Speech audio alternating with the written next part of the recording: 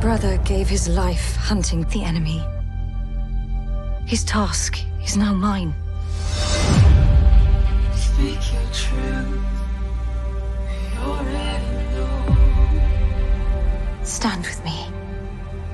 Ours was no chance meeting. So today in this episode we are going to talk about The Lord of the Rings, the Rings of Power TV series. Hope you will like it. So without wasting any time, let's start our topic today. The Lord of the Rings, the Rings of Power, Prime Video, is likely to prove divisive, not least depending on whether you watch it on a big TV or squint at its splendor on a phone or laptop. It is so rich and gorgeous that it is easy to spend the first episode simply gawping at the landscapes, as it swoops and swooshes between the lands of elves and dwarves, humans and Harfoots. This is TV that is made for big screens, although surely destined to be watched on smaller ones.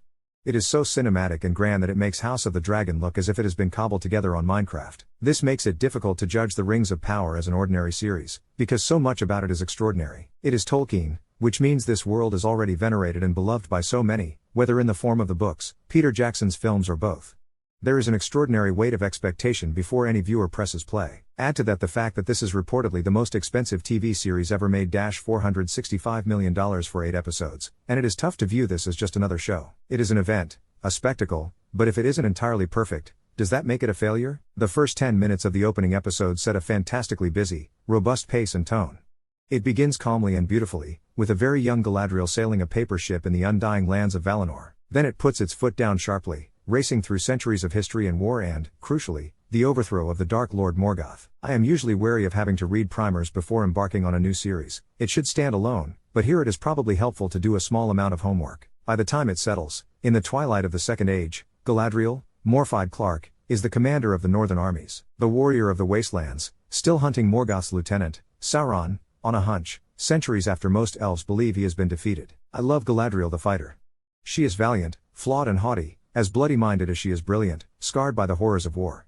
If that doesn't sound like much fun, wait till you see what she does to a snow troll. If the elves bring the intensity, then there is plenty of earthy light and joy in the Harfoots, Tolkien's predecessors to the Hobbits, who are preparing for their seasonal migration. The young Harfoots forage for berries and frolic in the mud, their elders, including Lenny Henry, on hand to explain how everything fits together, via some not unwelcome exposition about who dwells where and what land they protect. The opening episode also introduces us to the Southlands, where elves and humans coexist uneasily amid decades of resentment in the aftermath of war. It takes until the second episode, and the arrival of the dwarves, for the immersive feeling to flourish, that sense that this is a fully realized world worth jumping into wholeheartedly. The dwarves anchor it and temper some of the show's more pompous instincts.